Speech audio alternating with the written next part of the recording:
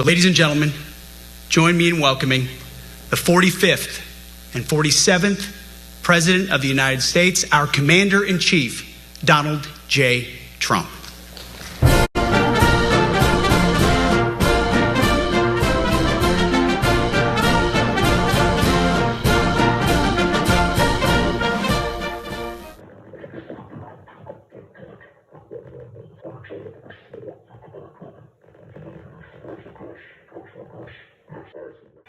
We determine who we are by what we do.